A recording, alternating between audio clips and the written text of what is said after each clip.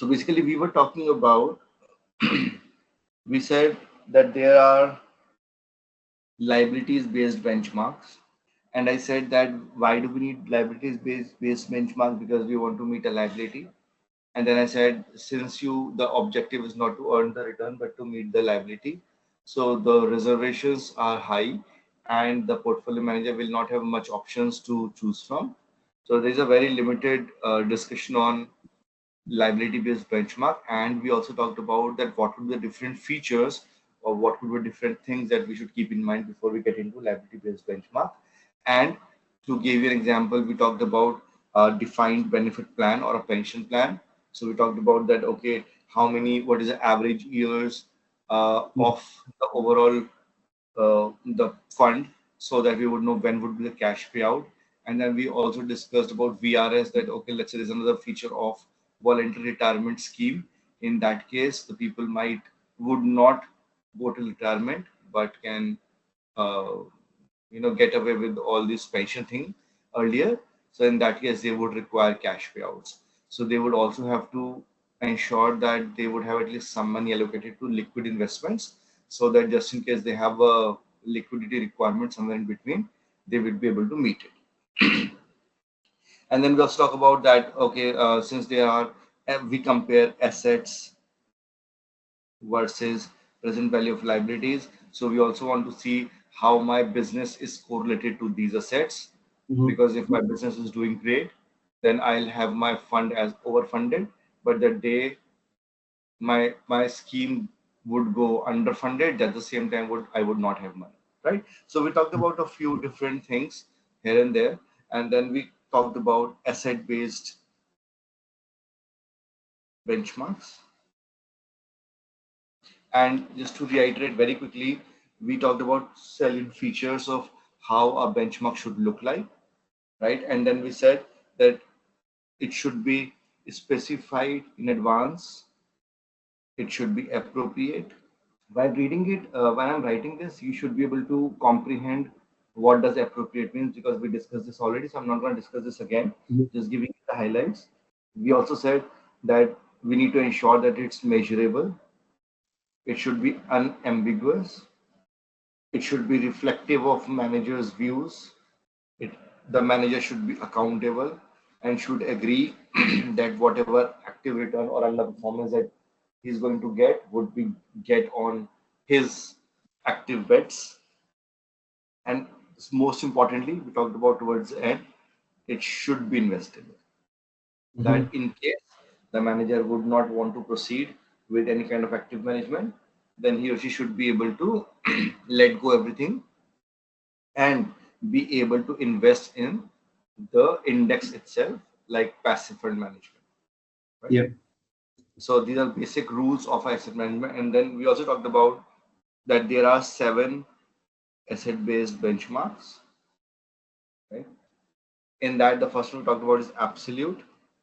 Again, I said that in absolute, basically we said that I'm gonna beat 5%. That's my absolute return. So I would say anything which is more than 5% is I'm outperforming the benchmark. But obviously you cannot invest in 5%. So it's not something a good benchmark. It's not measurable. It's not investable. So it's not so great. Then we also talked about broad market index. Sorry, what is below measurable? 4 and 5. This is unambiguous.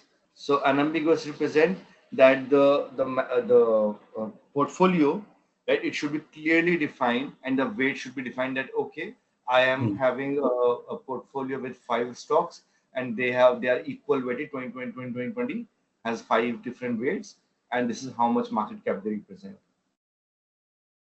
And what is Next one, 5 and 6? 6, 5. 6. 5, 5, sorry. 5 is it should be reflective of managers' views. So I'm saying the manager should say that if we think that the manager is a small cap, he has a 14 small cap, then it in the benchmark that we should use should represent small cap. Right? If the manager thinks that he's expertise in large cap index, then we should take an index which is representative of his views. So it should be a large cap index. Okay. Awesome. Okay? And we know accountable, we know investable. Yeah. And then we talked about broad market-based index, where we said that in broad market-based, S&P 500, 400, 600 are broad market-based index. They are measurable, they are investable, they are appropriate, right? They can be specified in advance. They're unambiguous. It just satisfies all the criteria of being a good benchmark. It's just that the broad market, the manager's style might not be very much in line with the broad market indexes. So there you would see some kind of difference. So the only place where it might lack is this, right? So the only place where it might lack is just this place. Otherwise, it's all fine because ultimately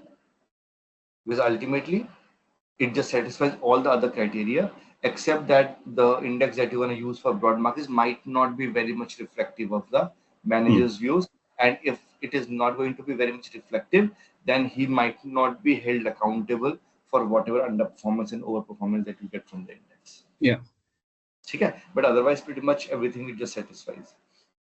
The third one we talked about style, right? And then we also, the simplest style that you could ever see is the large cap and small cap, right?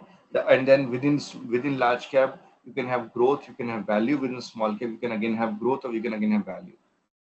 So then styles and then sub styles, you can look at it, right? Or maybe you can straight away don't go for large cap, small cap. You can just go for growth versus value. So any kind of these things are kind of your style indexes. Again, they are also widely available. As I said, you have S&P 400, S&P 600, depending upon what your view is, right? So I'm saying that these are widely available. And again, it could also, this could be one of the indexes which would reflective of my manager's views. This could be because a lot of managers are small cap or maybe large cap or maybe mid cap. So these indexes could be a good representative of my manager's views, right? It's just that the manager might again come back and say that, okay, the small cap index is too biased towards something, too biased. And I can give you an example that think about this. I have a small cap index, but then that's a market cap weighted. So you understand the problem for market cap weighted, that most of the market cap goes to the stock that has the maximum weight, right? You have P into Q. So Yeah. there are three stocks: P1 Q1, P2 Q2, and P3 Q3, right? So in that case, the weight would this be P1 Q1 divided by PI QI, right? So if this is higher, assuming this is constant, because this is the sum of these three numbers, so my overall weight would be higher. Does it make sense? Yeah.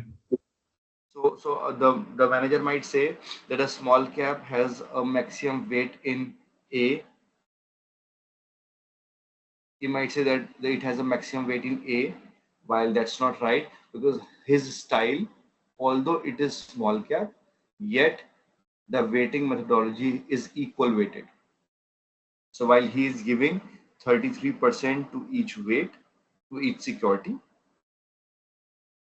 the original parent has got maybe 60% in this. So he might just say that the weight in the benchmark is way too high, Mm-hmm. right? And any deviation could bring a lot of different changes. So it is not exactly in my line. So this could be one of the problems that he could have.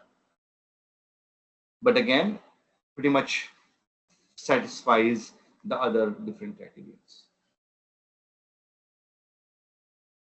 Is that okay? Yeah.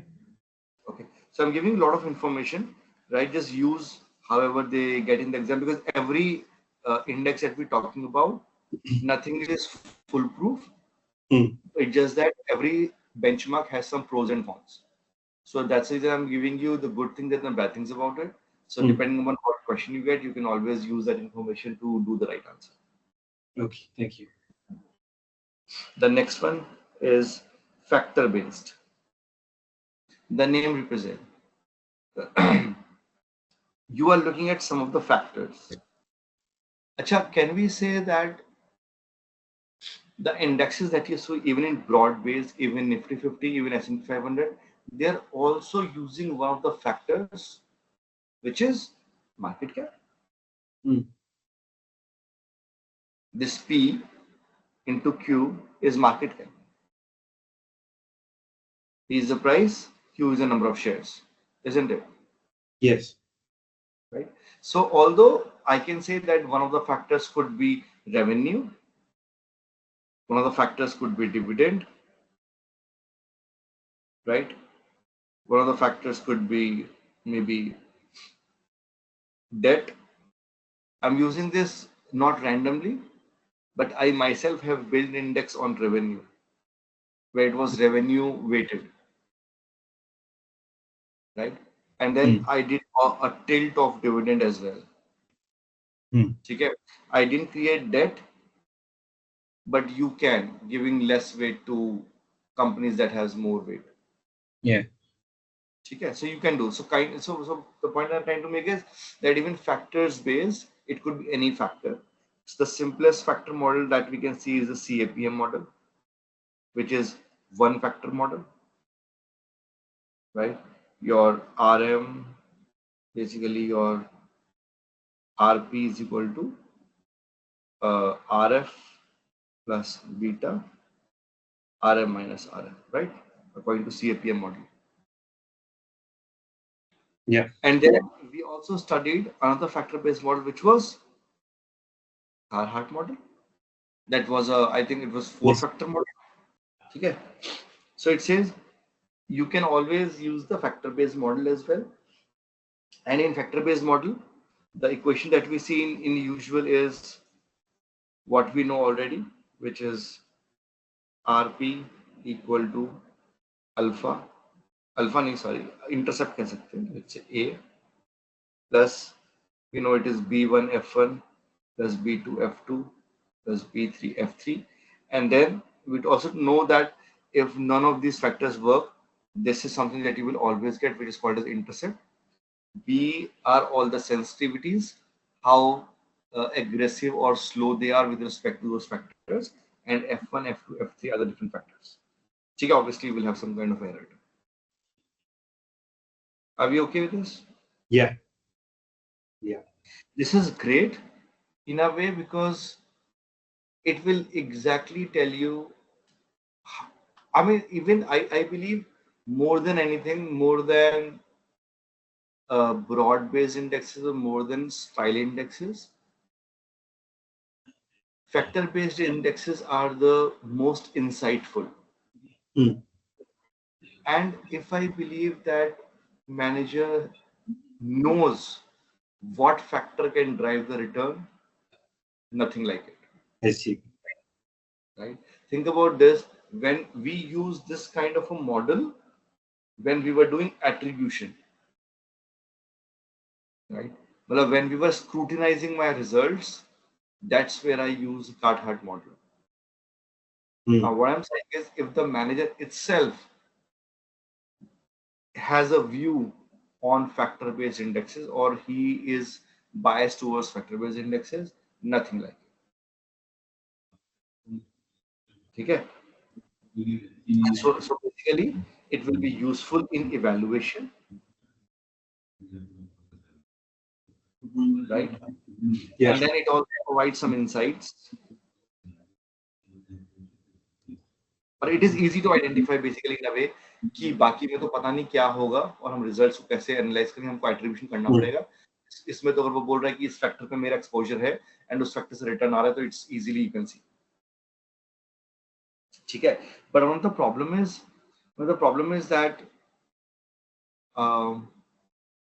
sometimes, and you also studied this part in CFA level 2, that there are problems of multicollinearity. Yeah. Right. There are other problems that these factors could be correlated, and it is not so easy to really factor in independent or uncorrelated factors. Right. first thing.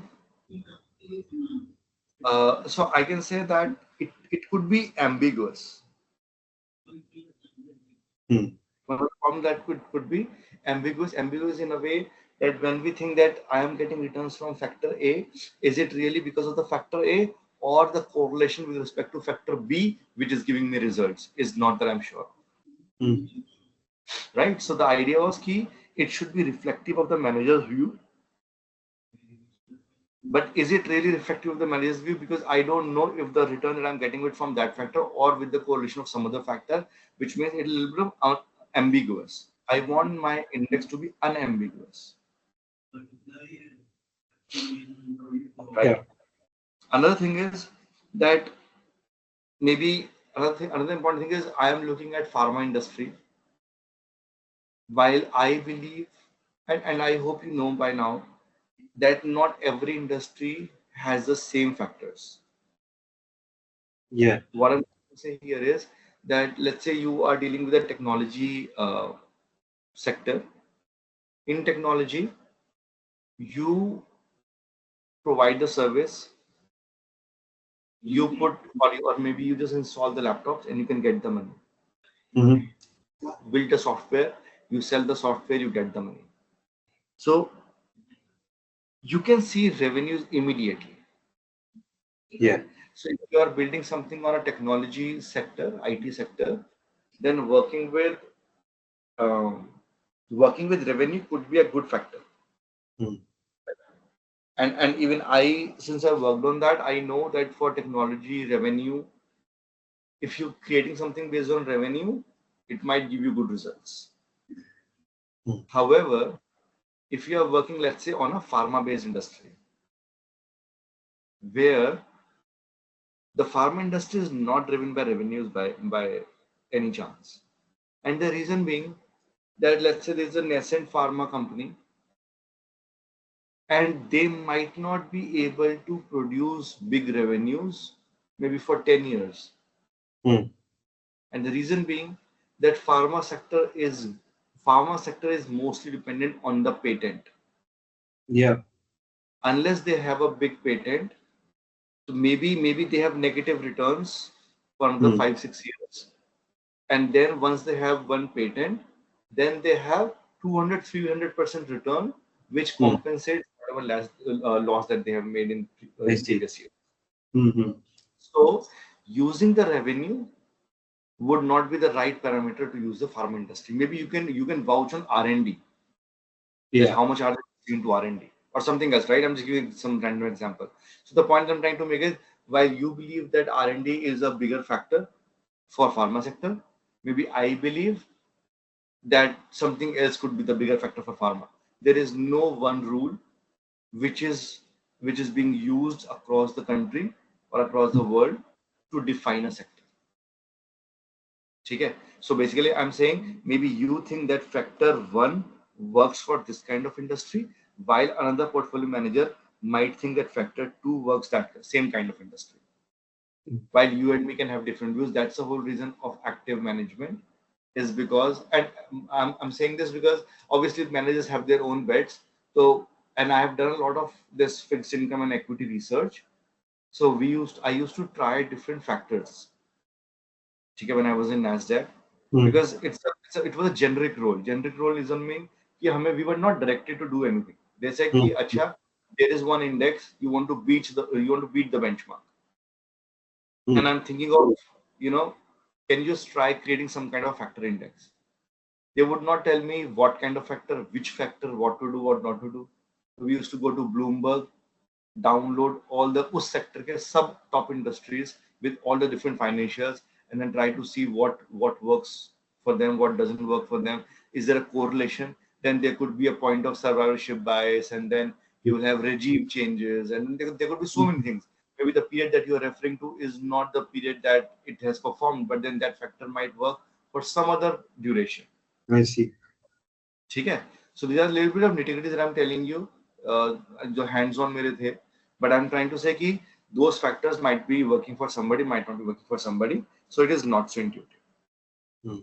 ठीक है? Another problem of factor-based index. So in terms of advantages, It could be useful for performance evaluation. It will give you some insights on which factor is driving which. Lekin it is not so ambiguous.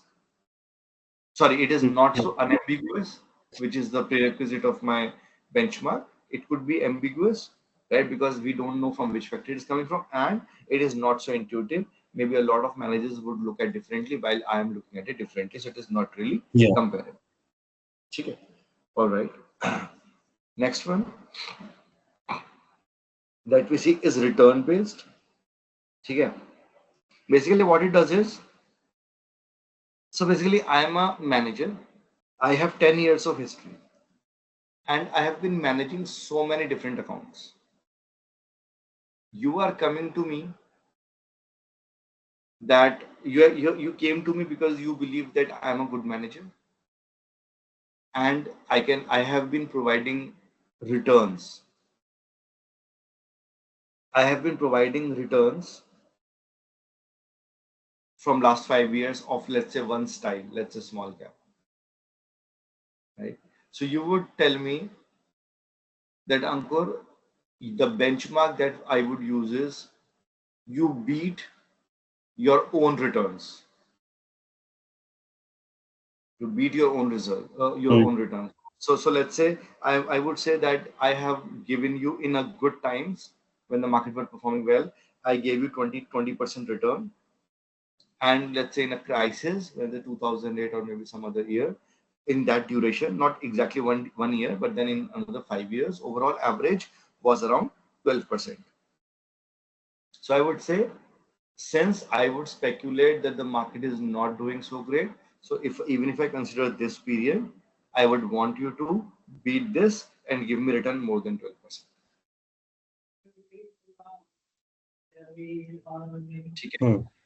So the return based is that you are not really looking at the holdings, you are only looking at the returns overall of the same manager, right? So whatever he has managed so far, you are looking at those returns, and then you are saying, I want you to beat those benchmark. Again, it is easy uh, to use and intuitive, because think about this. Don't we do the same thing inherently in our brains? If you have ever invested into a mutual fund, how do you usually invest?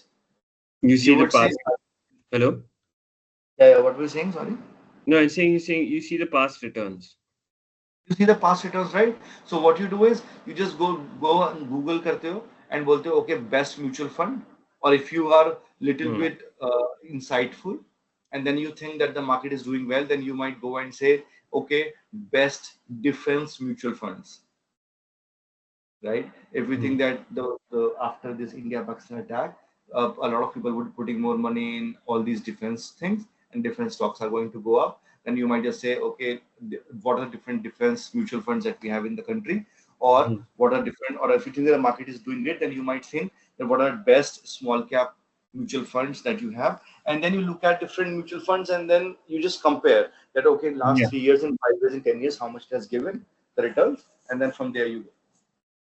Right. So again, the idea is the same, that we look at the overall returns that it has provided, and then we try to beat that benchmark. As long as we do that, we do. So basically, well, again, I can say it's easy to understand, right? And then ultimately, it is a kind of a valid benchmark, is because for all the returns and for all the indexes, for all the accounts that you are referring to and you want to beat the benchmark, they itself were some kind of a portfolios or benchmark or indexes, right? So the point I'm saying is that if I'm looking at, let's say, portfolio 1,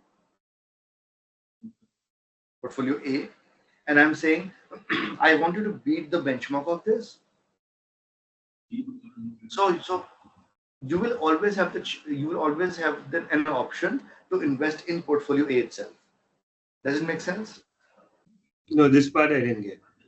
I'm saying the portfolio manager has been managing portfolio A, B, C, D, and E.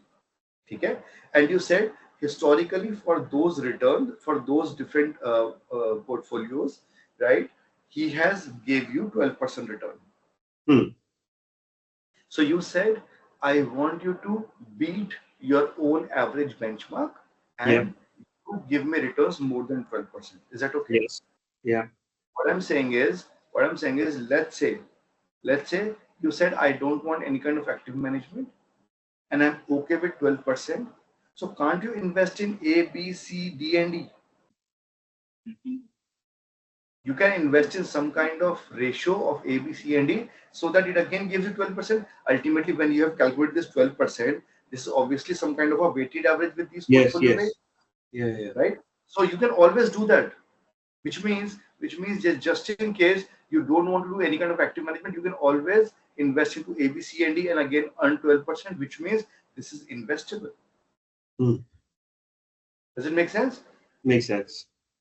It can specify in advance, it is appropriate, it is measurable, A, B, C, D, E are unambiguous. Since they are of the same manager, obviously it represents the manager's view. Manager is accountable for A, B, C, and D. So obviously, so it is a valid benchmark, right? Yeah.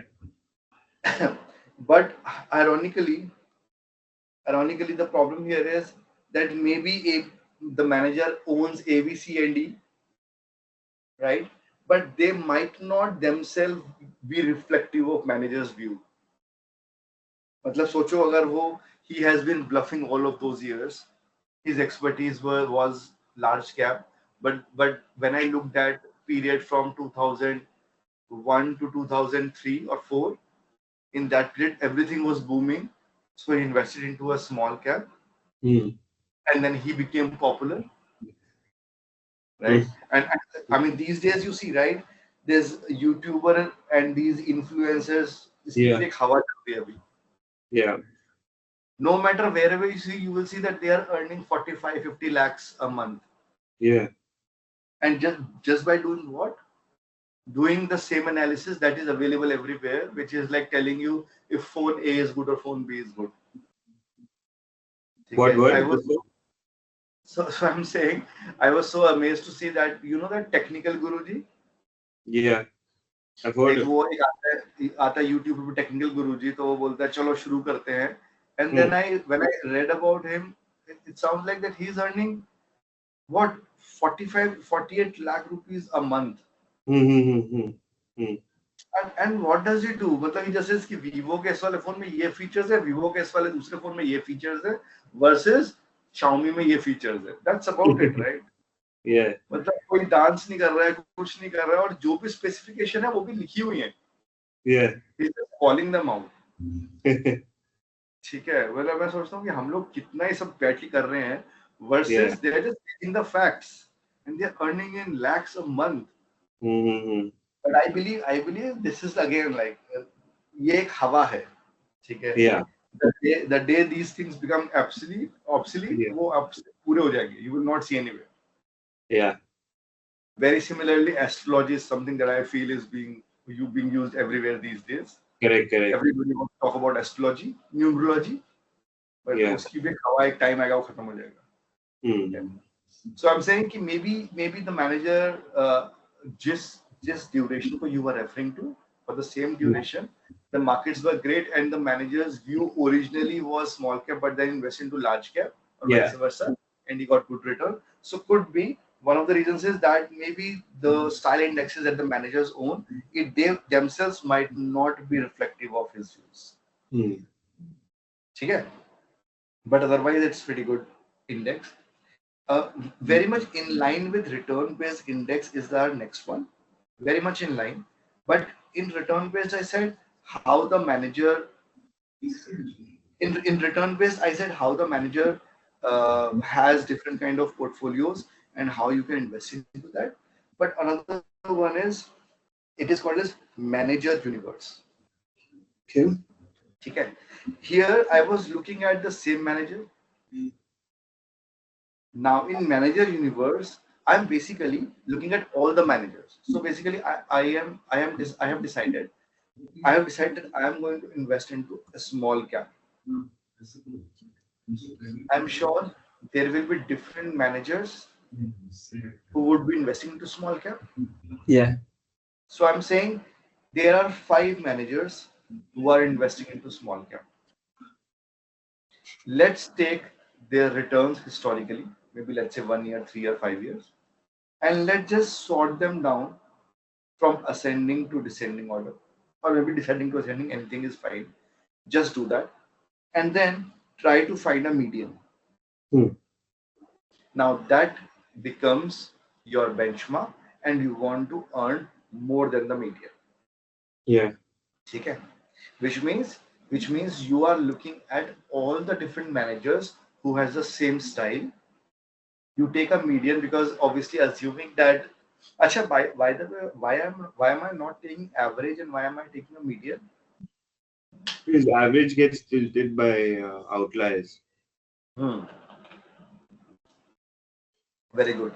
So the average has a problem that it gets drifted or it gets biased very quickly with outliers, Hmm. right? So I'm using the median. So basically, because there's a median manager, right? In the median manager, we want to uh, outperform that median manager. Okay. Acha, can you immediately think of one of the biggest problem here? Survivorship bias. Sorry? The biggest problem amongst the 7, right? You're saying? No, not the 7. Among in this same strategy, in the manager universe, where I'm saying that there are different managers and you have a median, and that becomes your benchmark. Hmm. Now, Hmm. this whole manager universe strategy has one of the biggest problem. And what is that? Survivorship bias. Okay, good. And how is that a problem? That will increase your median, right? Yeah.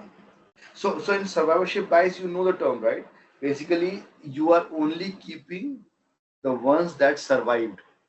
Yeah. The survivorship bias says that you're only keeping the ones that survived, which that means is maybe I said that there are 5 managers, but maybe there were originally 8 managers, Yeah. which actually went out of business just because they were not able to perform. Yeah. But assuming that they were in the business and they were reporting low numbers, your median could have changed. Right. Right? So I'm not trying to say whether the median is going to go down or go up. Obviously, it would have gone down with those managers. I agree, but I'm saying the idea is not to tell you that it will go down or go up, but it will tell you that it will change. Yeah. Which means when I am looking at the median of the managers, that's not the true reflection of what my benchmark should be, because Yeah. it has a problem of survivorship bias. Yeah. Is that okay? Yeah. Also, another important problem that is testable. I'm emphasizing this a little bit because manager universe is something that is being tested in the exam a lot of times, right? Hmm. And think about this. उसका reason भी simple है. उसका reason simple है because again going back to how we go about doing this. When I said that, let's say there's a small cap index, Yeah. don't compare HDFC small cap and then you look at Aditya Birla small cap and Yeah. then you SBI small cap. So assume SBI, HDFC, Aditya Birla, Nippon are all different managers. So don't you compare all of those managers, cross-sectionally, and then look at which has performed better on a 1 year duration, 3 year, 5 year, 7 year, 10 year. Yeah. We do that. This is pretty much that we are doing right now in the managers universe. I'm looking at managers, all the managers universe, basically how much they have given you return. And then we look at the median, they said, okay, I want at least this much return, at Hmm. least this much. But think about this, whatever you have experiencing, whatever you have been checking, don't you think that they are all historical numbers, Yeah. All historical. right? What they have performed, what they have given. What does that mean? That let's say nobody has performed yet, nobody has even started yet, and you have to decide. How will you decide? But one of the important criteria that I put to become a valid benchmark is that it should be specified in advance. Yeah. So basically, this manager universe is not really a valid benchmark, is because you cannot specify that in advance. You will only be able to speak about those managers and then median numbers and then whatnot only when they have given you some return, and then you can put them in one table and then you can see, okay, I'm sorting these numbers based on highest to lowest, and this is where I'm gonna get my median. Make sense? Makes sense. Okay. So there's not a valid benchmark. So I don't know. I have this feeling that you will get a question somewhere on manager universe, and one of the options or one of the things that you will need to write or to select the option would be in lines of specified in advance. Okay. Yeah. They might give you a scenario that he's considering there are 4 different managers who are very popular in the city, and he's considering them one of the valid benchmarks, but then he doesn't know how to go about this. But then he also heard from somebody that this might not be considered as a valid benchmark. He is still confused of whether he should choose or not choose, and then he would write one of what could be the reason of why it could not be a valid benchmark. Yeah. Because not specified in advance. All right. अच्छा एक और बात, another problem that is within not these 7 terms, but then I said that there are 5 managers or there are 8 managers. Yeah. So basically, if you want to choose and I am compiling that data for you, right? Isn't it? Is your total analysis based on what I compile, It is. right? Maybe I am not able to find every manager on the website somewhere. And I said that there are 8.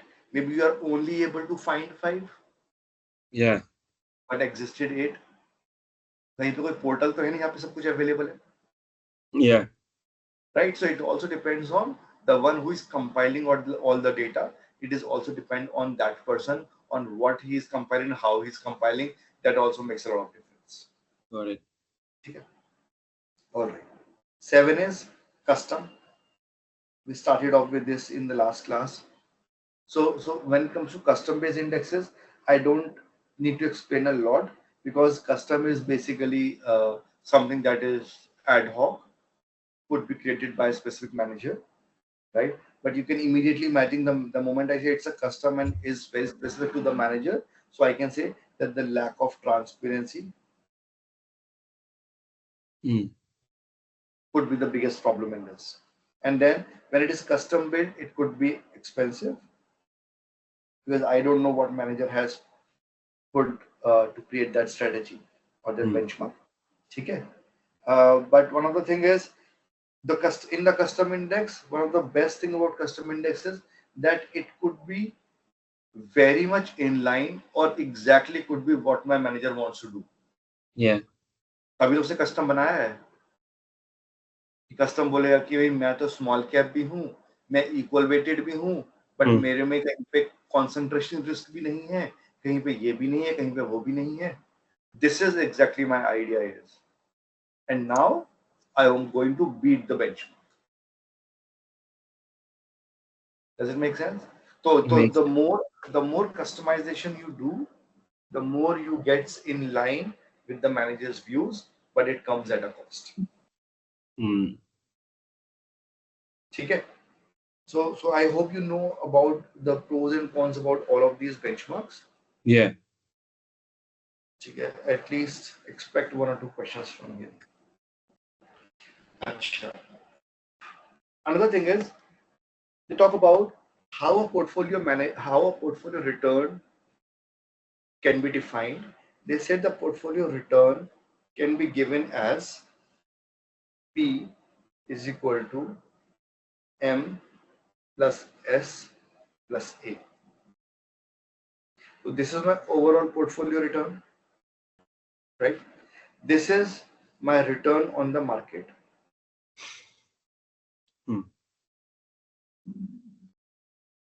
Right?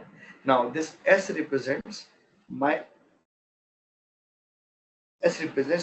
excess return due to style. Now, can I say that this excess return is being given by B minus M? What is this B minus M is? Can I say that my B is the manager's benchmark Yeah. minus market return? Ultimately, जो मेरा style है उसमें मेरा managers benchmark how much it has exceeded over the market Yeah.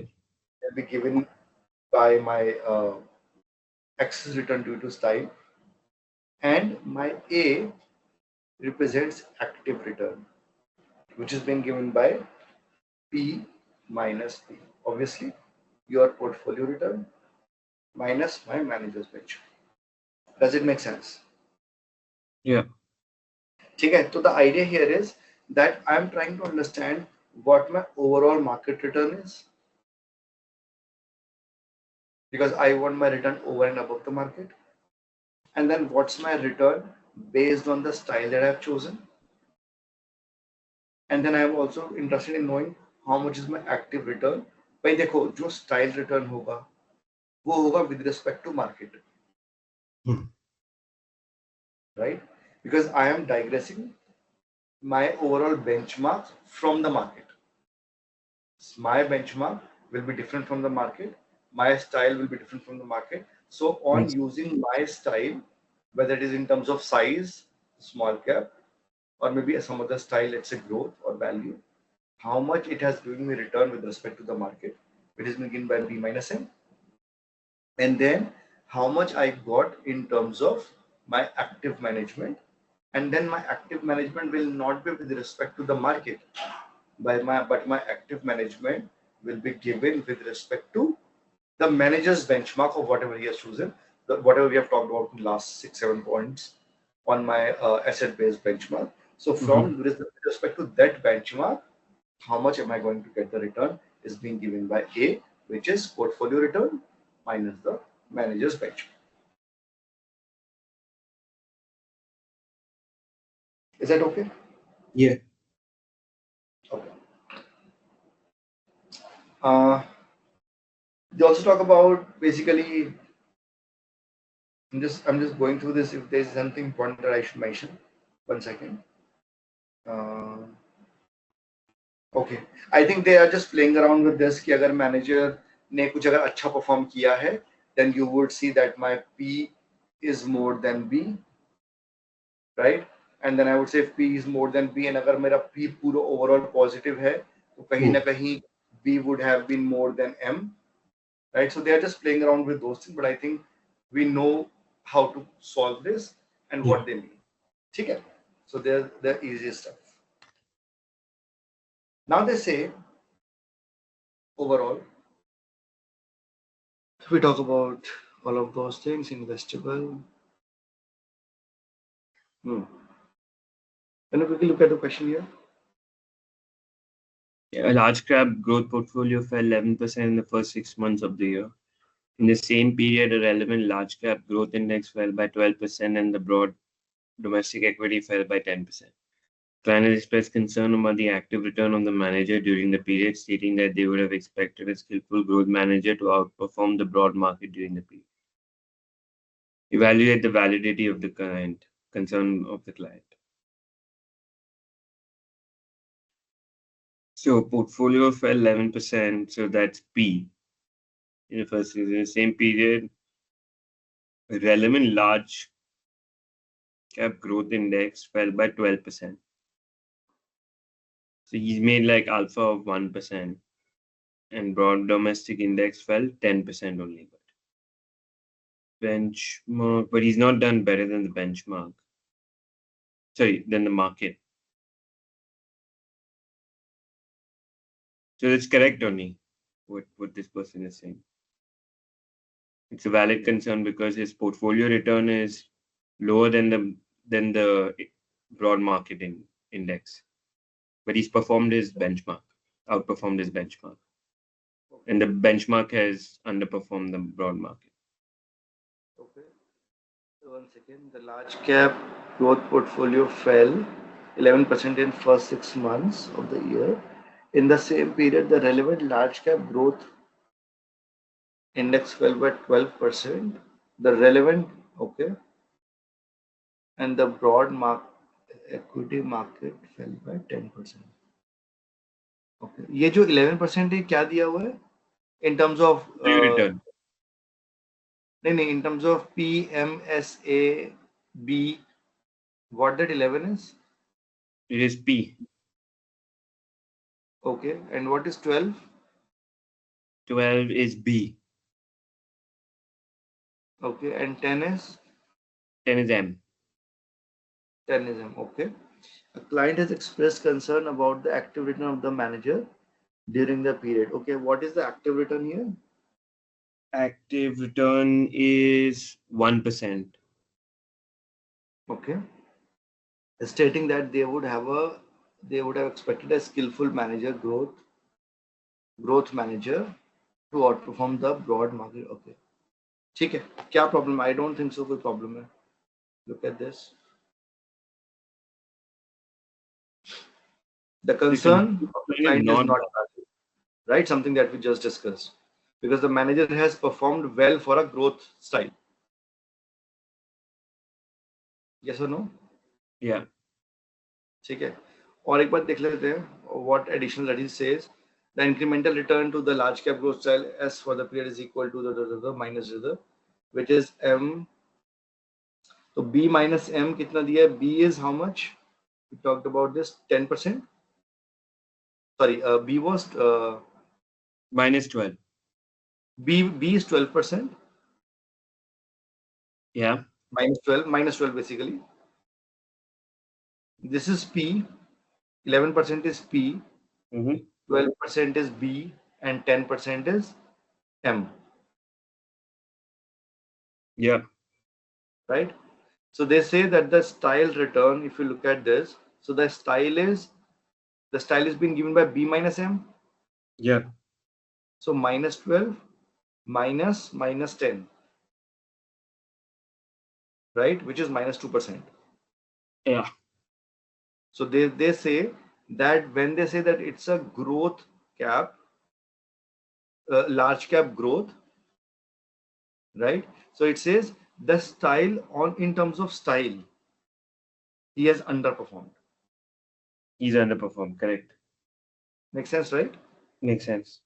So look at this. So even though we say that the validity, evaluate the validity, maybe in terms of overall return, he might have outperformed.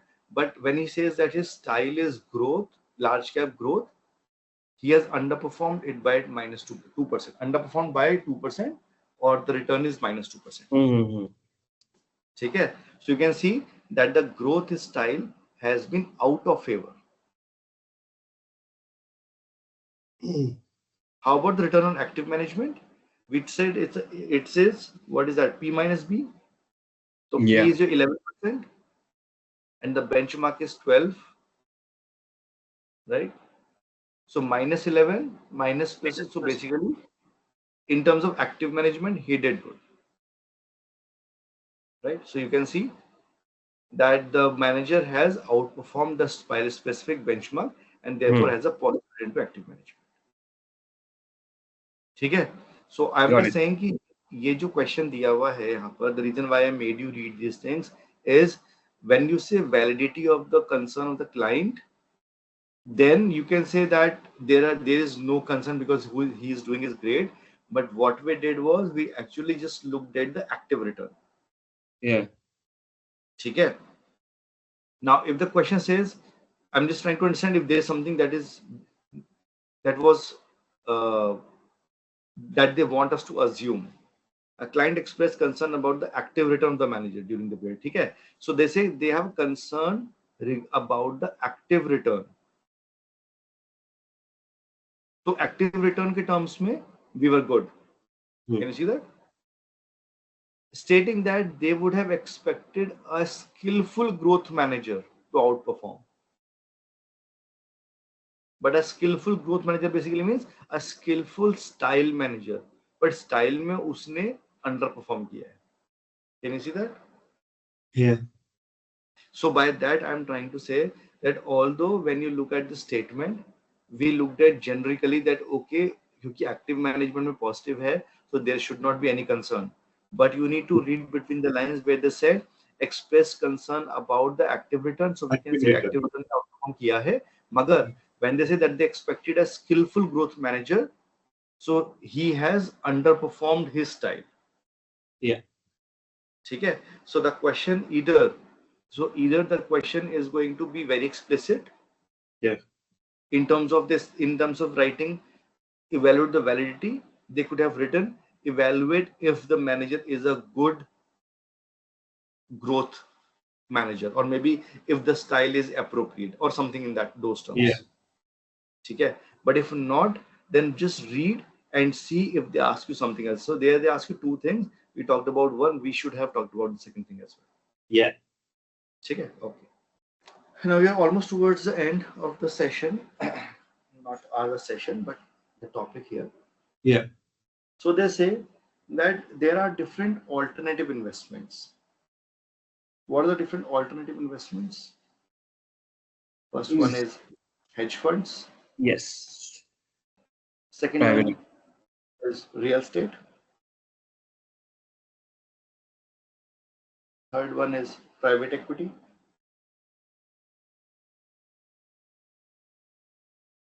Fourth one is commodities. Fifth one, managed derivatives. Right. Another one is distressed securities. So they say that there are different kind of alternative investments. So they say कि when you use alternative investments, what are the different benchmarking issues that you see? Let's just talk about that. Okay. So if you so far what we have discussed is a standard ways of investing, style based, growth based, etc. But when it comes to alternative investments, since everything is not so transparent and easy, so they say if you are investing into a hedge fund, obviously you will also need some kind of a benchmark. Yeah. Because as an investor, you would not know if the manager is doing good or not. So it's important to understand to get the right benchmark. But what problems can you see while choosing the right benchmark is what the discussion is all about. So they say that the few benchmarks that you can think about when it comes to hedge funds, right, is broad market based, maybe a risk-free rate, or maybe hedge funds peers, kind of you can say managed universe. What's the second one? Risk-free rate. Risk-free rate. Anything above risk-free rate, जैसे FD के ऊपर मुझे rate दे दो चलेगा मुझे. Kind of a risk-free rate. And third one is hedge funds peers, similar to your manager universe. ठीक है. Now let's talk about the first one. अब ये broad based index को use नहीं कर सकते. First, it cannot be used as the valid benchmark for a broad based, is because ये लोग तो बहुत कुछ करते हैं. बहुत कुछ करते हैं क्या मतलब है? Hedge funds में you would see they take leverage, right? They take short positions, long and short basically. Yeah. Right. अब ये सब इसमें कहाँ है? Broad based index में. ना तो हम कोई leverage लेते हैं, ना कोई short position. That's all long only portfolios. How would I say that they are valid benchmarks? And then they say in hedge funds there is a lack of liquidity.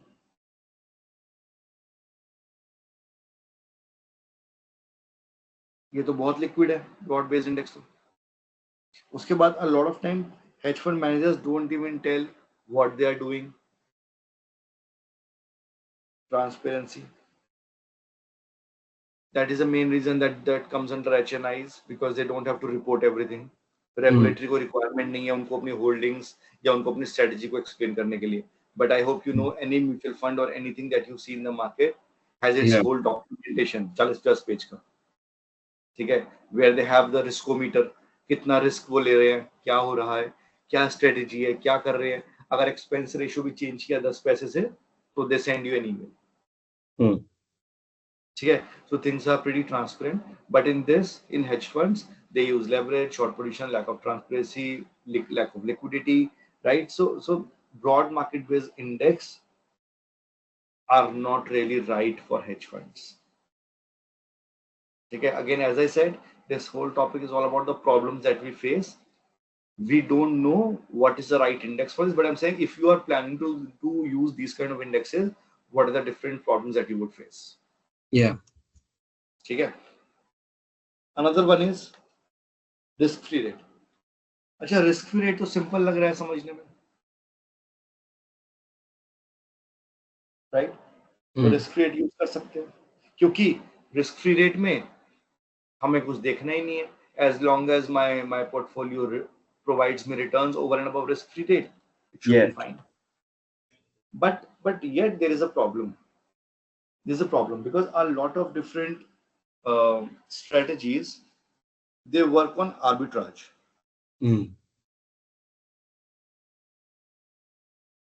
ठीक है, और अगर आप आर्बिट्राज पे काम कर रहे हो तो उसमें रिस्क फ्री का कोई कॉन्सेप्ट नहीं है. आर्बिट्राज में रिस्क फ्री रिटर्न तो है, लेकिन उसके ऊपर एक स्प्रेड भी है that you can easily, that's the reason you're exploiting the arbitrage. Right? You buy at one stock and then you from one market and then you sell in another market. There is a price discrepancy. वो एक arbitrage exploiting का तरीका है. So I'm saying कि if you are really using risk-free rate, so I'm saying if you use risk-free rate plus spread, I would still imagine that this could be a little bit in line with the right benchmark, but just using risk-free rate is not right. Got it. Right? Because if you are using an arbitrage strategy, then जो spread आपको मिल रहा है वो आपको ऐसे free में ही मिल रहा है. Yeah. Right? Because you're just exploiting the opportunity. But वो कोई market में risk का return नहीं है. That's a risk-free return only. Yeah. Right? You understand what I'm saying? No, I understood. Okay. ठीक है ना? So if the stock is available at 95 in one market and 19 in another one, so you buy from one, sell from another. यहाँ पे आपने कोई इसमें active management नहीं किया. You're just exploiting the arbitrage. So if your strategy uses that methodology to exploit the arbitrage, then that together becomes your risk-free rate. Use that, and then you can see that it could be a valid benchmark. Okay, all right. One thing I'm just looking at it, if there's anything more that I need to talk about.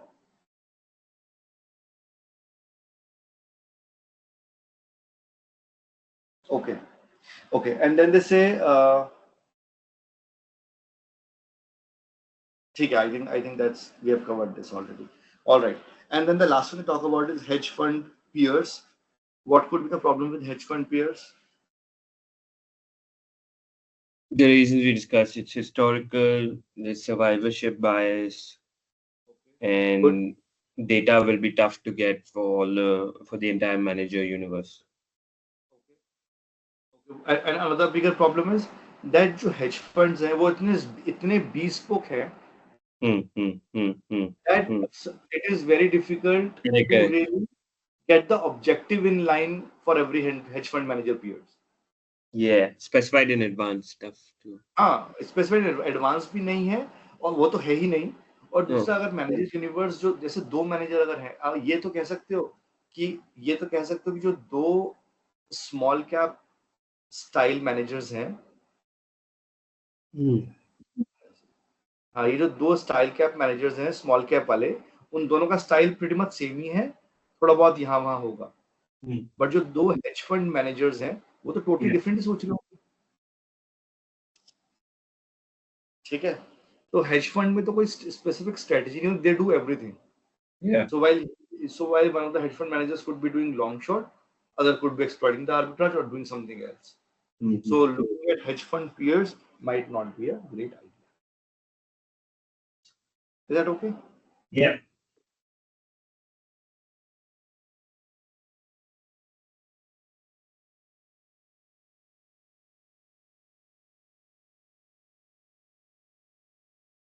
Another one is real estate.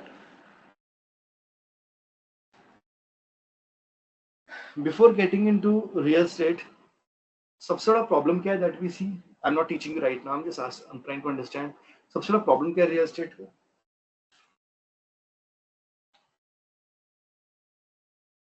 Biggest problem in real estate. Tough to value. It's not liquid.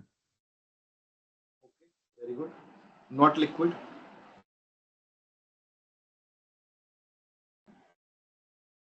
They don't generate any cash flows.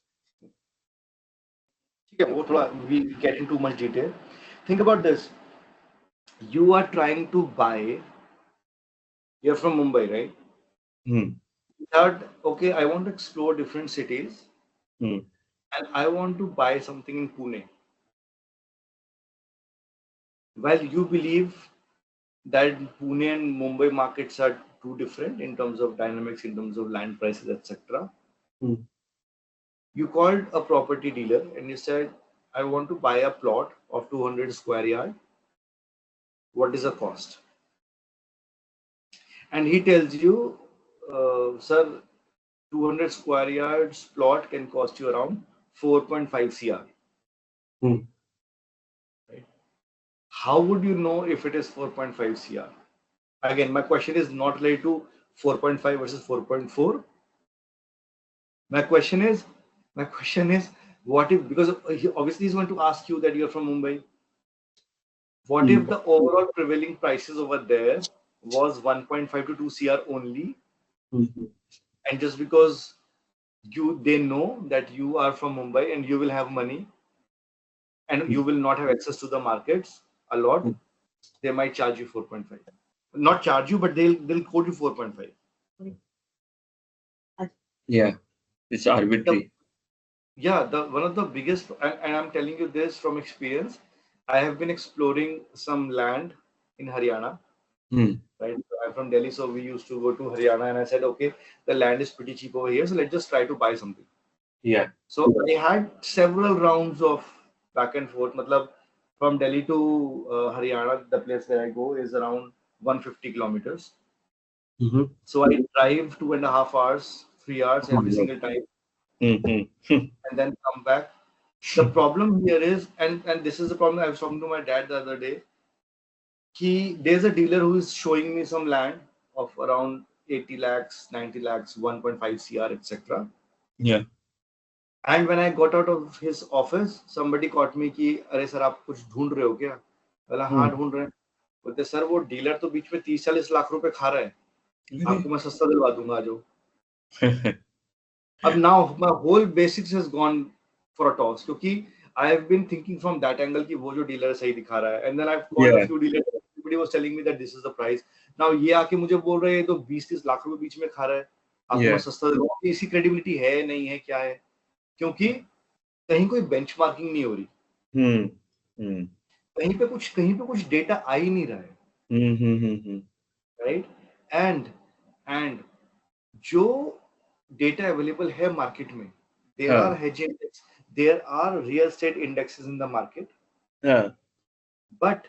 but they are being updated very infrequently.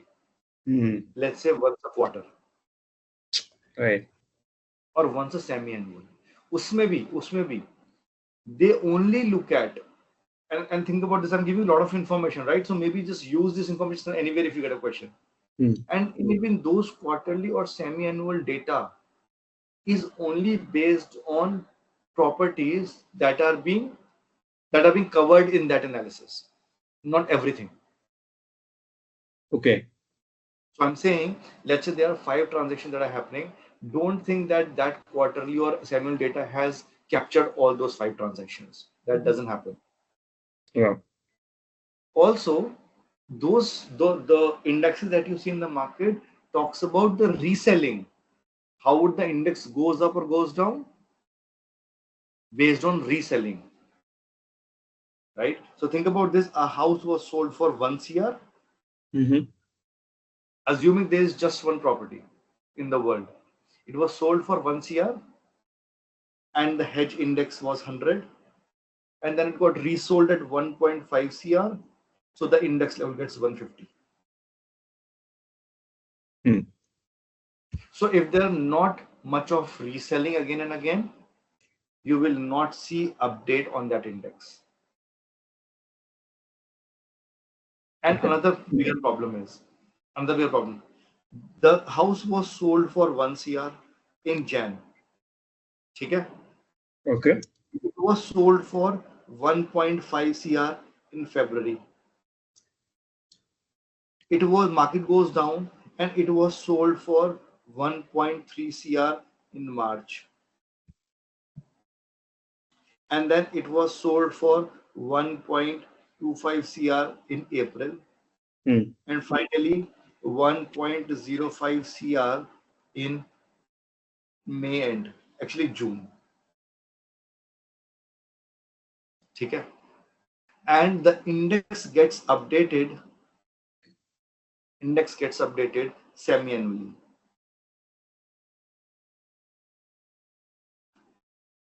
What is the increment do you see? See a decrease of 0.2. No. So their starting value was 1 CR Oh, then increase of and the ending 0. value of 1.05 CR, 5% increment. Yeah. What is the biggest problem in this whole thing that I've just did? Doesn't consider the volatility. Exactly. So what does this mean is, so this is kind of a black box, right? You enter into the tunnel here at this level and you get out of the tunnel at this level. Hmm. The only way to join the 2 points is a straight line, Mm-hmm. right? So if I have to join these 2 points, the only way I have is to join with the straight line. Hmm. अभी किसी को क्या पता, हो सकता है अंदर Yeah. घुसते के साथ ही ऐसे हुआ हो,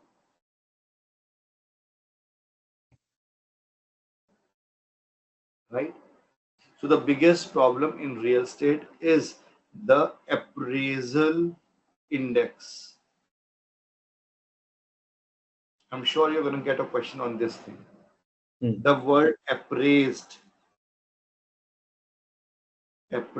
or appraisal or smoothing, they all represent the same thing. They all represent the same thing. इसका मतलब क्या होता है कि when this happens and when you don't get to know about these things, effectively your sigma goes down.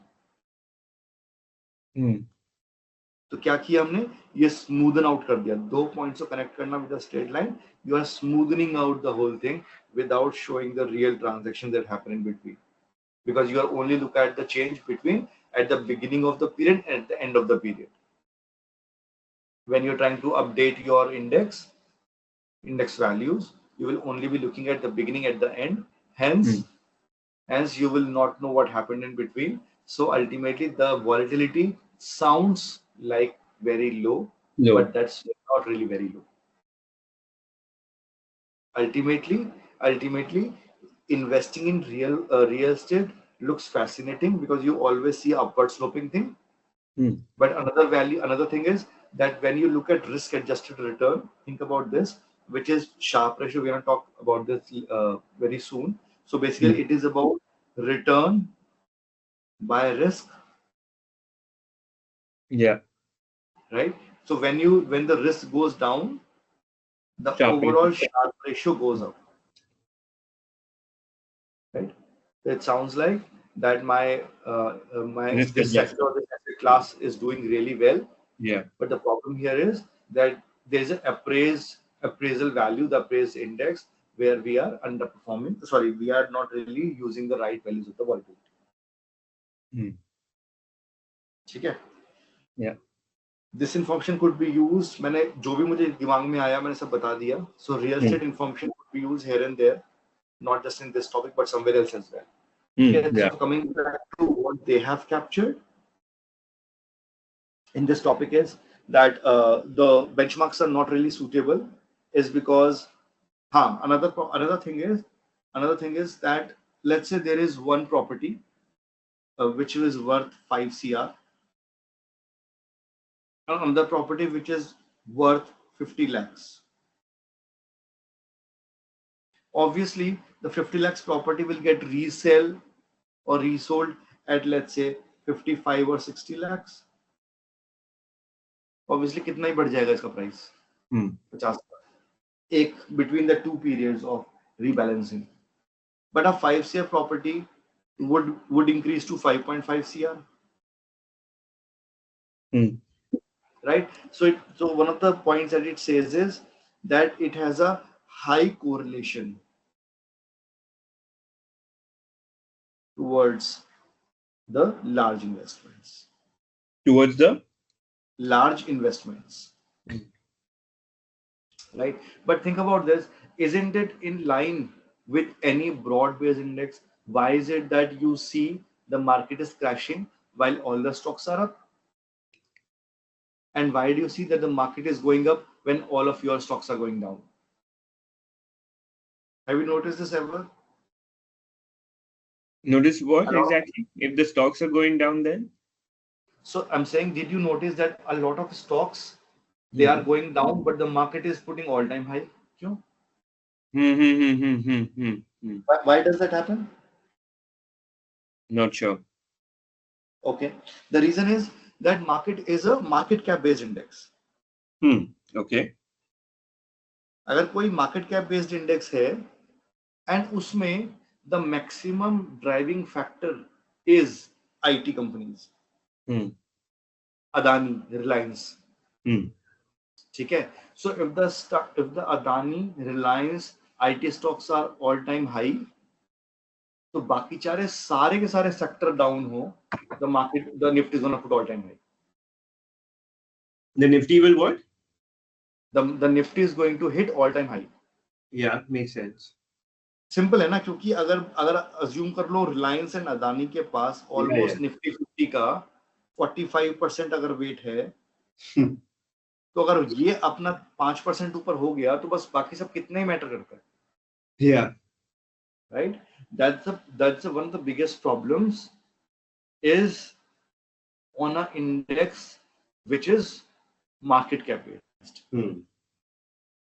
Because it will always be biased towards the overall market. अच्छा एक और बात है कि doesn't matter what the price is. मतलब the MRF has a price of 1 lakh. Yeah. Versus Bank of Maharashtra has a price of 45. But they both can be in the index because the index is a market cap weighted, which means it takes care of both price and number of shares. Yeah. So जितना बड़ा market cap उतना बड़ा उसका weight. So even जितने भी हमारे broad market based indexes हैं, they are also heavily biased. Heavily. ठीक है? And I'm sure you must have studied in your CFA level 3 itself, I believe, वो price weighted index, equal weighted index, or maybe शायद level 2 में. Yeah, I studied this. Yeah. ठीक है ना?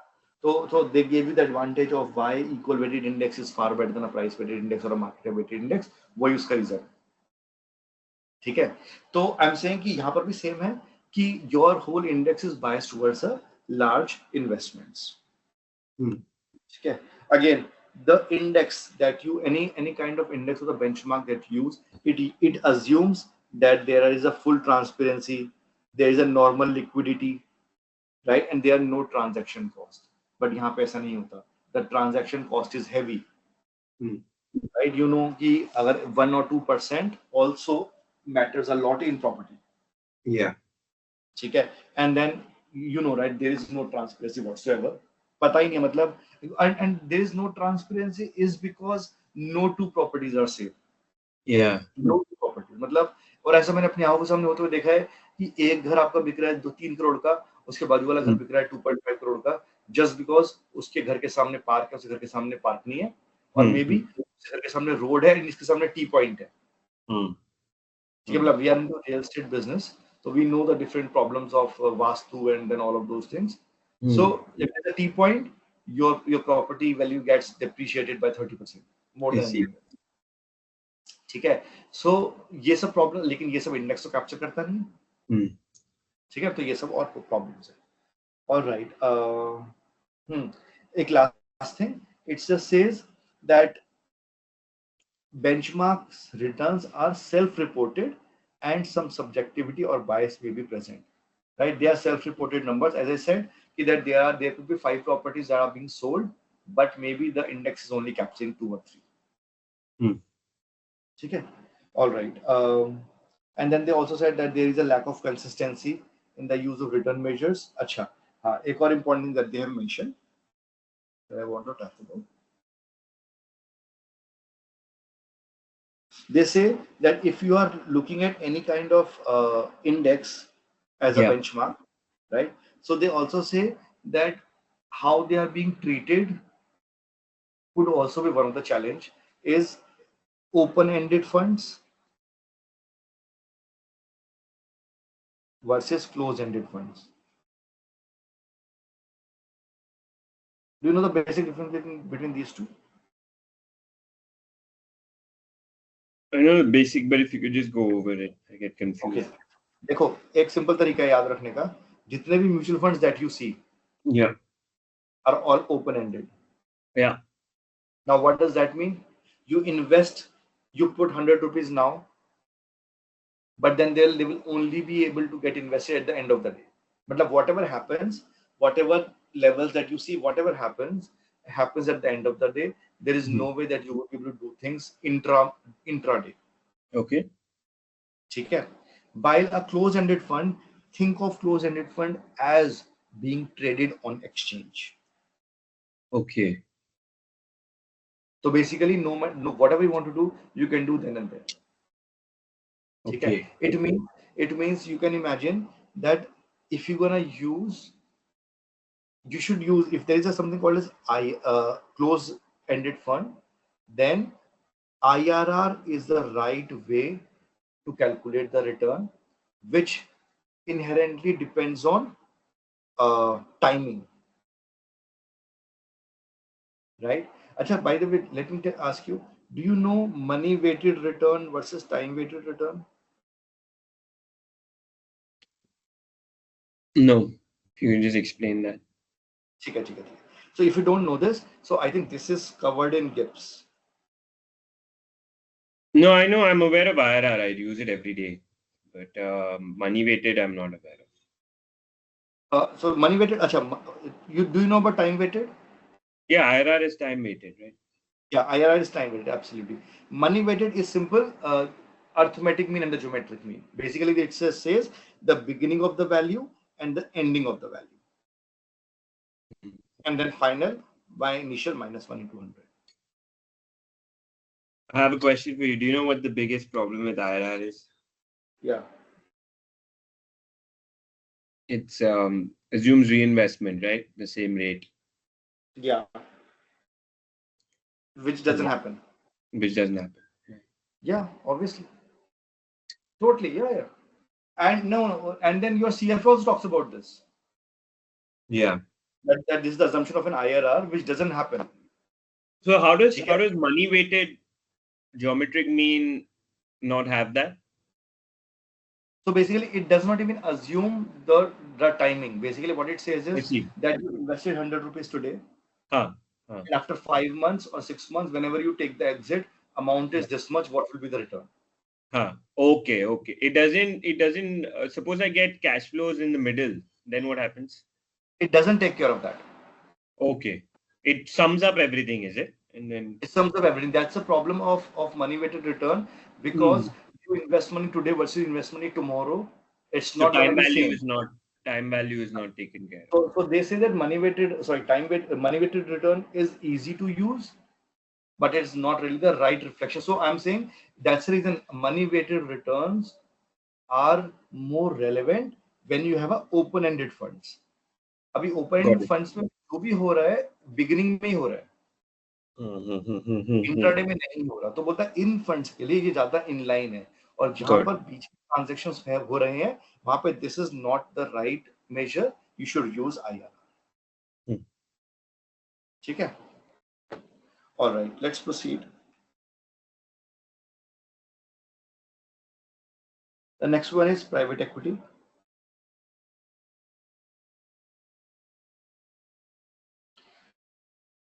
When it comes to private equity, again, the different managers could use different valuation method.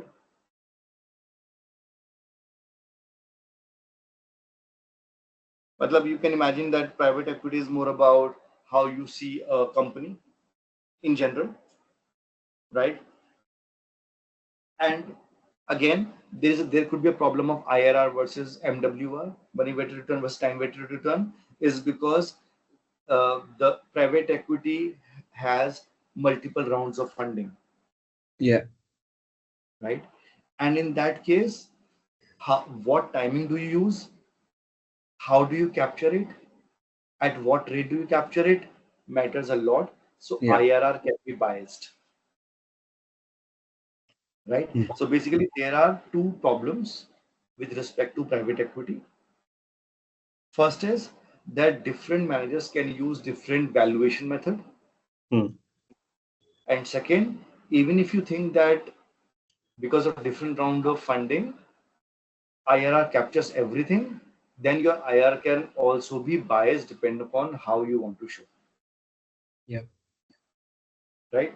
And third, maybe all different companies are not really comparable because every company has a different growth story. Right. While some companies have 2 rounds of funding, some companies have 4 rounds of funding, some companies reach up to an IPO, I would say that's the most exit plan that people would think of. They would reach that stage in 10 years. Some companies reach in 8 years, some companies reach in 12 years. So the idea here is that when I'm trying to put a benchmark, I'm not really trying to understand the problems with private equity. I'm trying to understand the problems that if I have to have some benchmark against which I can compare my private equity returns, etc., that's difficult to me.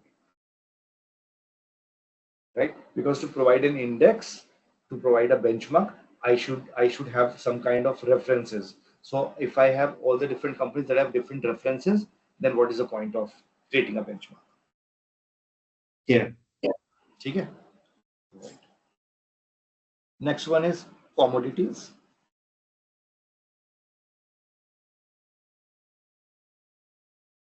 Okay. One of the problems in commodities is whatever you do based on futures. Right? And then for every strategy or different commodities that you want to compare against might not have a relevant futures available in the market. This is the commodities. Sorry? This is commodities, right? Yeah, commodities. Yeah. So for commodities, I'm saying for commodities, when you want to see the returns, etc., or you want to trade in, you trade in using the futures. But on the exact commodity on which you're using the future, it is just an approximation, the proxy, and for whatever transaction that you do, you might not get the exact futures in the market, and hence there are a lot of differences. Right? And then they also say that some of the commodities, they also require some kind of leverage. Right? Basically, when you have the physical asset, right? So even the usage of leverage also impair your ability to get the right benchmark. Okay. Can you just repeat this? Sorry. Yeah, so I'm saying that some of the physical commodities, right? So they also requires there's a usage of leverage. I'm saying, मतलब जैसे my cousin brother is into animal foods. ठीक है, ऐसे वो खल चूरी वो सब बेचता है, animal foods at a broad level. I'm saying that when he look, अच्छा, although he does a simple retail business, but sometimes he does trading. How trading does is वो पूरा ट्रक का वैल्यू लगाता है कि इस ट्रक में इतने किलो ये रहेगा तो इसका वैल्यू है let's say 50,000. ठीक है, and then they said okay, after 6 I'm going to lock it at 50,000, then I'm going to buy this whole truck of this animal food after 3 months. But then he said okay, what will be the value of the same truck after 3 months, and then either he can do netting or he can have to get the physical delivery. Yeah, this malab, I know this real time because he does it. I'm saying a lot of times when you own these physical assets, they come with leverage. Okay. Now, when I'm going to compare my returns with respect to the benchmark which is available, people who are netting versus people who are doing the physical trade, their valuation would be very different, their profits and losses would be very different. So using the same benchmark for both of these two parties would be incorrect. Got it. Okay, so this is more on commodities. Another one is managed derivatives.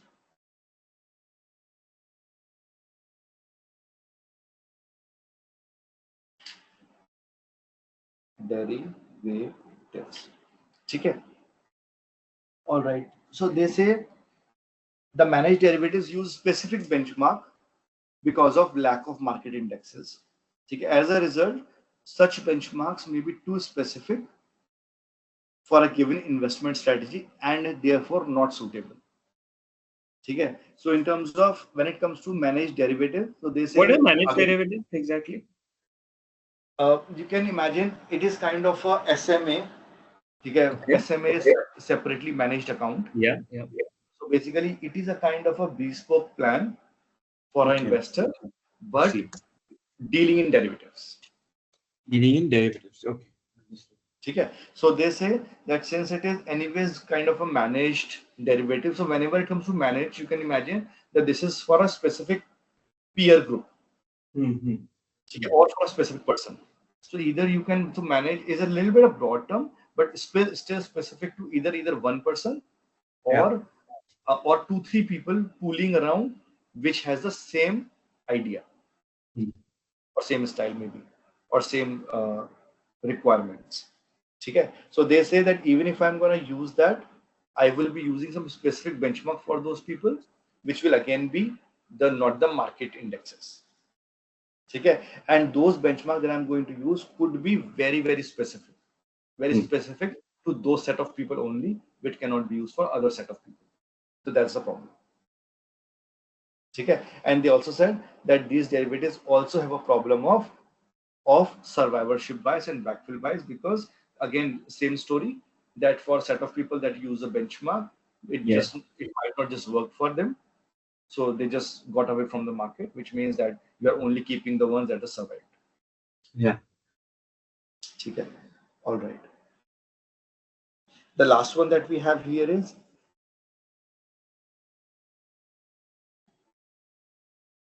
distressed securities. Okay. When it comes to distressed securities, first is the biggest problem here is illiquidity. पहली बात, अगर वो illiquidity का issue नहीं होता तो शायद वो डिस्ट्रेस भी कभी ना होती. Think about this, right? Somebody wants to sell his or her property at extreme low price because he needs money. Distress हुआ. Yeah, it is. And the same story when I'm telling you about this Haryana thing, I went and I got to know that there's somebody who's selling a plot at I give you an example. If the current market price is 1.5 CR, he's selling it at 1.2 CR. Got it. Why? Because somebody is in hospital and needs money urgently. But the only thing is that he would want to get money in 2 months, while usually in when you have all these farmlands, etc., you get a period of 6 to 8 months. ठीक है. अगर वो liquidity का issue होता नहीं तो कभी वो डिस्ट्रेस में जाता ही नहीं.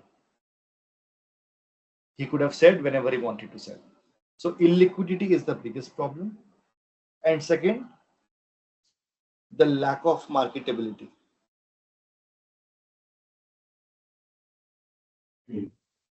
Again, very much in line. Market होगा, marketable होगी, सबको पता होगा, तो फिर से वो liquidity का issue नहीं होगा. ठीक है? So these are the two basic problems of distressed security. And because of that, and also when it comes to distressed securities, distress is not a product. Matlab, when you say that you want to invest into some distressed securities, so maybe you will not find distressed securities in 5 years. Yeah. But distress कोई मजबूरी में जो transaction कर रहा है. Normal transactions मजबूरी के transactions नहीं होते. Right? Which means that it is not something that you will get on the fly anytime, anywhere. Yes. Which means when these things happen, like a one-off cases, it means it is not easy to get the benchmark for them. Does it make sense? Yes. Okay. Also, since and you can relate with these terms, if something is illiquid, if something is not marketable, it means people will only get to know the last known price. Yeah. Which means the stale pricing could be another bigger problem.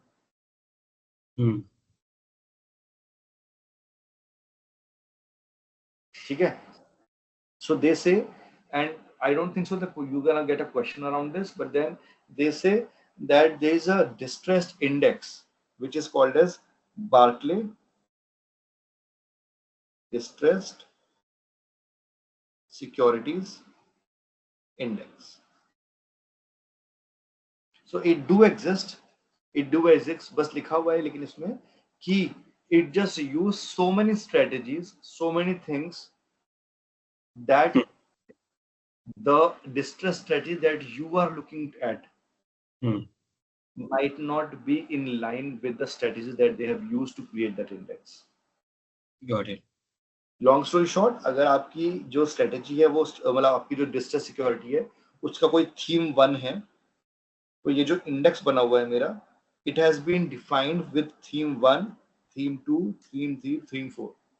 So maybe I was looking for something which is in line with theme 1 benchmark, but then since they are so illiquid and so unmarketable, non-marketable, so they used to have so many different strategies so that they can at least create an index for sake of it, while it might still not be relevant with respect to T1 only. Makes sense? Makes sense. Okay. So that also says the index may perform valuations at erratic intervals, and also the stale pricing issue is always there. Okay. All right. Then finally, they say that there is a choice of benchmark, appropriate choice of benchmark, and then they are trying to say that it is important to understand that if you do a garbage in, you will get a garbage out. Okay. What does that mean? कि अगर कोई अच्छा benchmark नहीं लोगे तो obviously return and valuation सही नहीं आएगा. Garbage in, garbage out. So it is important that you use the right benchmark, and then they give you an example that, let's say, they give you an example on, let's say, your portfolio is large cap. I'm giving an example from my own. Let's say you have a portfolio on large cap, and which is being represented by S&P 500, but you use the benchmark as S&P 400. Right? Okay. So let's say your portfolio return here is 10%. S&P 500 return is 8%. As S&P 400 return is, let's say, 12%. Right? So you can say that according to what you have used, you have underperformed by 2%. Right? And your actual return is actually 2%. right? I'm doing here 10 minus 8 and I'm doing here 10 minus 12.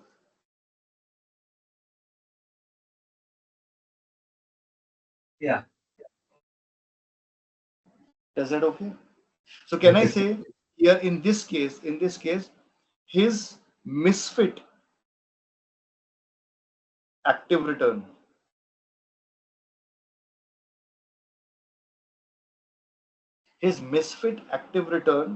is minus 2%. Yeah. Mission active And return his true active return is 2%. is 2%. Does this make sense? Yeah. Yes. ठीक है, तो ये दोनों terms हैं जो कि पूछी जा सकती हैं. Although it's a very small thing to ask, but then you should know. So this is misfit active return. I'm using the word misfit because I'm not using the right benchmark. And had I been using the right benchmark, what would have been my return would be represented by my true active return.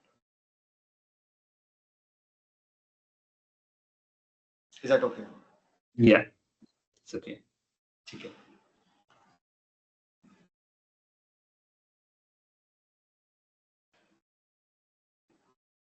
So what we have studied initially was that I wanted to know kitna आया, and then I said कहाँ से आया, and then I said कैसे आया. So kitna आया was my active return, and कहाँ से आया was my attribution, and कैसे आया मतलब performance appraisal. Basically वो लक से आया या उसके स्किल सेट से आया, कहाँ से आया, क्या आया. So and why do we do so? So that we can get to know whatever we have, whatever returns that I've got, did I get it for once or am I going to get it consistently or not? Yeah. Right. So they say for performance appraisal, there are multiple measures that you can use. Okay. One is, they say you can use a Sharpe ratio.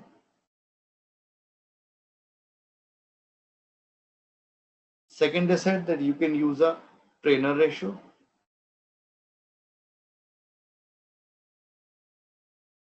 Third is information ratio.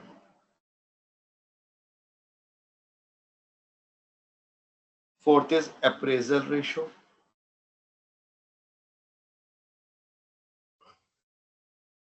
Fifth is Sortino ratio. Sixth is capture ratio.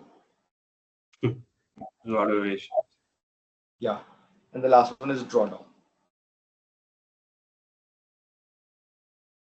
Okay. Let's go one by one. Sharpe ratio. I think day in, day out, everybody is using Sharpe ratio at least.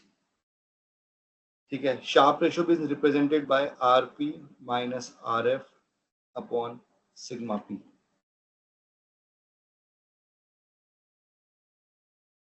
Have you used Sharpe ratio anywhere? In my work? Yeah. No, not at all. Because since it's private investments, we don't have don't measure standard deviation and all. Okay, makes sense. Okay, because you need returns for this, a lot of returns. Exactly. And we don't even benchmark it or anything. And like we don't do it as a deal team, maybe at a portfolio level when you're presenting to, when you're raising money and all, then probably they. I think which company you are, I forgot. So it's a US based company called Apollo Global. Apollo Global. Yeah. Is it a startup? No, not at all. They're top 3 private equity funds in the world. So there's Blackstone, KKR, and Apollo. So 700, $800 billion of AUM. Achha, okay. So do they have offices only in Mumbai, in India? No. It's a US based fund. So across the globe. No, in India, puch raha hu. In India, only Mumbai. They used to have a real estate arm in Delhi, but that's shut. Oh, nice. Great. Okay, so what I was coming to is Yeah. the Sharpe ratio, which is RP minus RF by sigma P. So if you can imagine that RP minus Yeah. RF is basically the excess return over the portfolio standard deviation. Now, one thing, actually, a couple of things here. One thing, this is the most readily used measure that you will ever see. And in terms of mutual fund, in terms of any investment that you look at, they give you this metric of Sharpe ratio. And we call that as a risk adjusted return. You have adjusted for risk and then your return.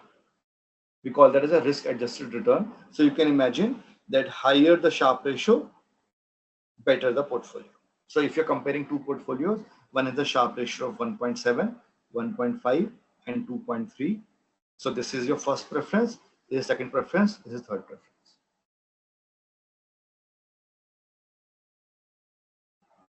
Okay? No, sorry, what is this? Oh, which one you will choose, is it? That's what. Yeah. You'll choose the highest one. Correct. So this is A, this is the first one. Yeah. And then 2.7 and 1.5. Yeah.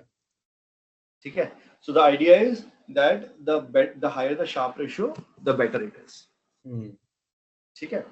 But another point that I'm trying to make over here is, which is the most important, is do you see a problem in this? And you would not know. चलो मैं बता देता हूँ. Can you see that it uses sigma P? Sigma represents volatility. Yeah, it can be positive or negative. Sorry? Can be positive or negative, right? Yeah, absolutely. Positive and negative. Exactly my point. So basically, from return of 10%, if it goes to 30, Yeah. and not even negative at all, Yeah. the sigma P is too high. Hmm. If the sigma P is high, my SR would be lower, but I'm penalized. I'm basically Yeah. not selecting the portfolio which is giving me higher returns. Right. Just because the volatility is high. So actually, that's an incorrect way of doing things. Yes. Yeah. Okay? Because you're associating with higher returns with higher, like just. Correct so अगर मैं बोल रहा हूँ कि अगर वहां पे negative return होता उसकी वजह से अगर हायर वॉलिटिलिटी होती तो it makes sense I don't want that portfolio but you're also increasing my volatility because of the positive. I want positive returns, but I'm penalizing that because the volatility is higher. So I'm saying, although this is a good ratio and is being widely used in the industry, it has a drawback because it just takes care of the true returns as well. To fix it, I have something which is Sortino ratio. So what does Sortino ratio does is, Sortino ratio uses some kind of a return, minimum return. Let's say they use the word MAR. They say MAR, let's say, which is called as, I think, minimum, let's say, average return. ठीक है. One second, मैं देखता हूँ अगर लिखा होगा MAR. So they do not MAR, or maybe they call it as a target rate of return. Okay. Target rate of return. So the idea here is, it just does the same calculation. But instead of risk-free rate, it uses MAR. The advantage of that is that, let's say you have so many returns. Look at this one.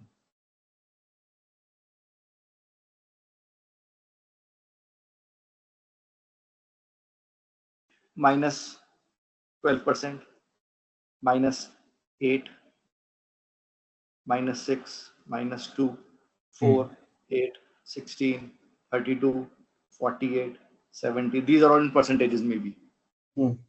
While you can see that the volatility is too high for this whole returns, if you look at the sigma P, But it says is अभी क्या होता अगर हम लोग sharp ratio use करते तो we looked at all of these numbers and we would have calculated my sigma p, which would have been too high. It says instead of doing this, let's say my target return is 4%. Okay. Now I'm only going to calculate my sigma p for anything which is less than 4. Okay. Okay. Right? Can you see it now only penalizing my returns which are below my threshold? Interesting. Got it. Right? Now this is really my true measure because in this case, if my target is कि भाई मुझे कम से कम 6% return चाहिए, Yeah. 6% से नीचे जो भी दे रहा है वो सब मेरे लिए बैड सिक्योरिटीज है. So volatility coming from them is my true volatility, and because of that अगर मेरा sorting ratio कम होता है, I'm okay to let go that portfolio. Understood. Because in this case I'm preserving my upside. Right? So the formula changes little bit. My Sortino ratio has been given by the portfolio return minus my MAR. Right? And I'm using the word sigma D here because it's not the portfolio but only the downside. Yeah. Right? So that's the biggest advantage of a Sortino ratio over the Sharpe ratio. Yeah. Okay? Make sense? Yep. All right. Another one is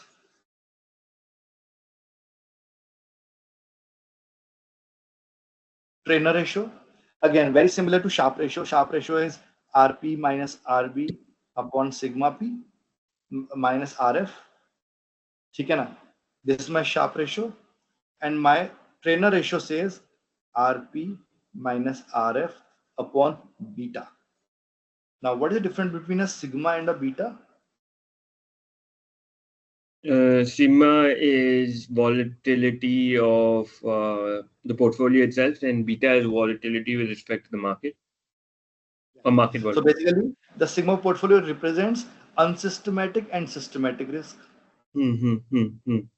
Market comes as systematic risk only, and unsystematic risk क्या था? Company specific risk. Right? So it says I'm only capturing beta, which is only capturing the systematic risk. So anything that is related to only markets, and if there is no unsystematic risk, because the idea here is the unsystematic risk can be diversified away. So if you have a portfolio that has only got the market returns and only has got the systematic risk, then Treynor ratio would be the better measure. Again, you can imagine whether it is Sharpe ratio, whether it is Sortino ratio, whether it is Treynor ratio, the higher the better. The information ratio, the higher the better. Okay. Okay, and we will come back to information appraisal ratio because this is a little different. Capture and drawdowns tomorrow, but let us cover information ratio. Just it'll take another 2 minutes, and it is very much in line with what we have studied. The only difference is that instead of using a risk-free rate, we are using risk rate everywhere. Right? It says use a benchmark, any benchmark, because information ratio captures what is being gathered by the active management. तो जितने भी active managers होंगे वो सब information ratio use करेंगे. अभी अगर information use करना है तो उन लोगों का तो कोई अपना बेंचमार्क होगा ना. So if they have a benchmark of S&P 400, I can't be using risk-free rate. Rather, I'll be using portfolio return minus जो भी मैनेजर का बेंचमार्क होगा. बट अब यहाँ पे सिग्मा पी तो नहीं ले सकते ना, क्योंकि इसका भी तो कुछ सिग्मा होगा. Right? So this is going to be sigma of P minus B. I see. So I can say this is called as my active return. Yeah. And this is called as my active risk. Yeah. So the information is being given by active return by active risk, where you are using a benchmark and not really a risk-free rate. And obviously, had it been a risk-free rate, this boils down to sigma P only. Because the sigma of a risk-free rate is 0, so it boils down to sigma p only. But just because we have a different benchmark, which is a manager's benchmark, so my sigma is given by sigma of p minus p. Is that clear? Yeah. Okay. All right, perfect. So we'll start off with appraisal ratio. Maybe another 15 minutes max or 10 minutes max to complete the whole thing. Right? 1, 2, 3 are left, and then we'll proceed to the part 2. Okay, perfect. Thank you. Okay. All right, then I'll see you tomorrow. Yeah. And then we'll discuss on Friday's plan. Yeah. Okay. All right.